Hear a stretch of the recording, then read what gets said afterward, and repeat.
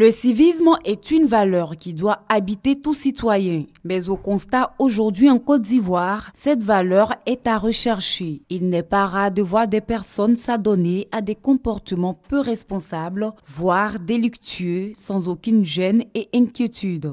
On bafoue presque tout, même des symboles de la République. Les maîtres élèves du CAFOP de Dabou veulent se soustraire de ce constat. Ils ont invité dans la dynamique le commissaire principal de police, Bleu Charlemagne, pour aborder la question et s'en approprier, mais surtout l'enseigner une fois sur le terrain. Aujourd'hui, c'est l'élève qui dicte la date de ses congés. C'est l'élève qui dicte la date de sa reprise des vacances. C'est l'élève qui gifle l'instructeur, le maître, le professeur. Le maître, dans sa fonction, a été désacralisé. Il faut revenir à ce statut sacré du maître, où nous le saluons en croisant les bras. Aujourd'hui, le maître est devenu l'ami de l'élève. Ils sont dans les mêmes maquis ensemble, ils sont dans les mêmes boîtes de nuit, ils cherchent les mêmes femmes. Ce n'est plus la peine. Après avoir entretenu ses élèves maîtres, le conférencier revient sur certaines notions du civisme. Occasion pour lui d'inviter la jeunesse ivoirienne à plus de civisme. Nous venons de suivre un thème intitulé « L'enseignant et le civisme ». Ce thème est le bienvenu à partir du moment où nous sommes des enseignants qui donnent le savoir à des enfants. Mais avec le civisme encore, je pense que c'est plus important parce qu'à partir de ce thème-là, nous apprenons, nous avons des informations sur le comportement à adopter, tant au sein de l'école que dans notre vie quotidienne. Et au sortir de cette conférence, je pense que moi et mes collègues élèves maîtres, nous sommes aptes à adopter des comportements civiques. Le drapeau, l'hymne national, la devise et les armoiries de la République sont entre autres les symboles qui caractérisent une nation.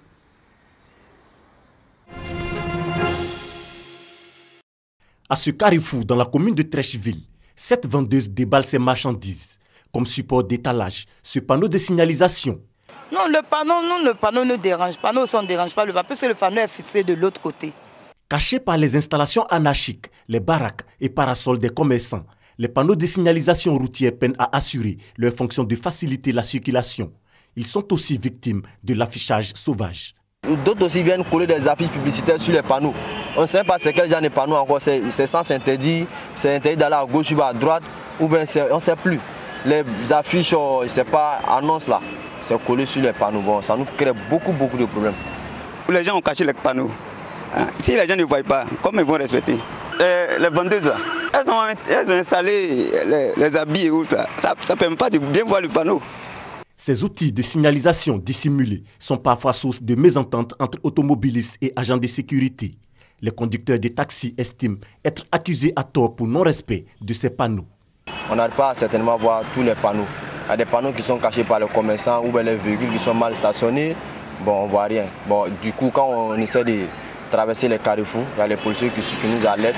Ça nous crée problème. Souvent, quand on ne sait pas qu'il y a un panneau là-bas, ou soit on marque, ou soit on fait un mauvais truc, les policiers nous arrêtent pour faut aller au tic. Ils nous disent non, il y a un panneau ici. Mais quand on leur dit que non, on ne voit pas le panneau, ils disent non, il y a un panneau ici. Souvent, on nous fait payer des droits pour ça. Nous, à Yopougon ici, s'il y a des commerçants qui sont assis avant le panneau, qui font qu'il y a une mauvaise lisibilité de ce panneau, il y a lieu de les faire partir. C'est ça qui est la règle. Les autorités municipales de Yopougon rassurent donc de leur engagement à offrir plus de visibilité aux panneaux de signalisation. Elles invitent les populations et les usagers au respect des dispositifs de régulation de la route. Les infrastructures publiques, il faut les respecter. Que ce soit les panneaux de signalisation, que ce soit les feux tricolores, tout ce qui est pour le bien-être de la population, faisons en sorte de les maintenir et de les entretenir.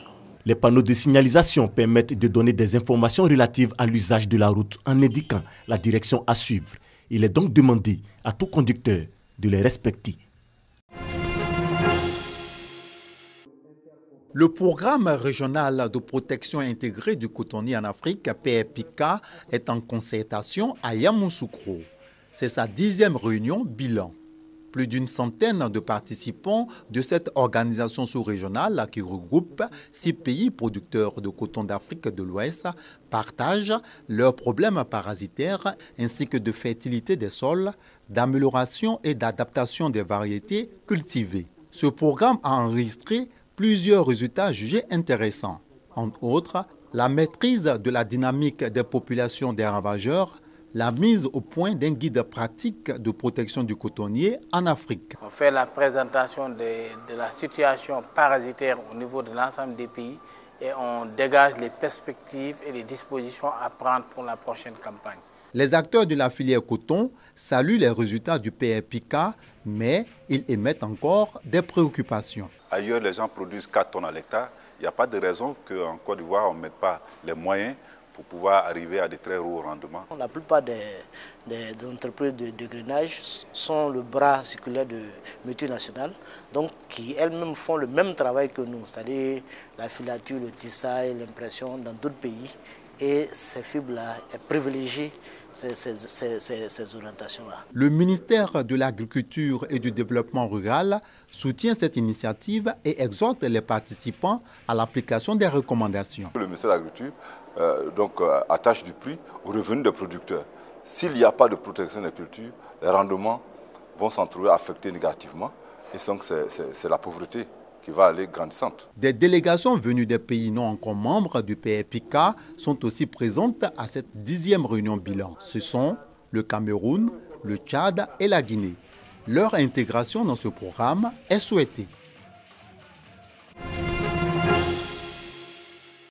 Le président iranien Hassan Rouhani a été réélu pour 4 ans avec 57% des voix au premier tour en dévançant le conservateur Ebrahim Raisi, crédité de 38,3% des voix.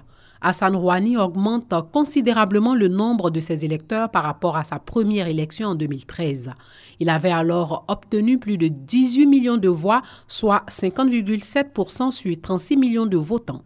Pendant la campagne électorale, il avait demandé aux Iraniens de lui accorder plus de voix pour pouvoir poursuivre ses réformes sur le plan intérieur et sa politique d'ouverture vers le monde.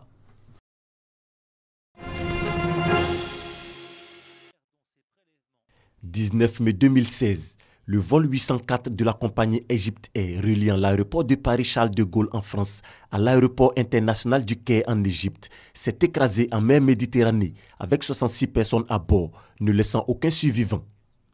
Les faits. L'avion en partance pour l'aéroport international du Caire est parti du terminal 1 de l'aéroport Paris-Charles de Gaulle le 18 mai 2016 à 23 h. L'atterrissage au Caire était prévu à 3 h le 19 mai. Alors que l'avion s'apprête à quitter l'espace aérien grec à une altitude de 37 000 pieds, les contrôleurs aériens grecs tentent de recontacter le pilote à 2 h, sans succès. Une fois rentré dans l'espace aérien égyptien, l'avion disparaît des écrans radars grecs à 280 km du Caire.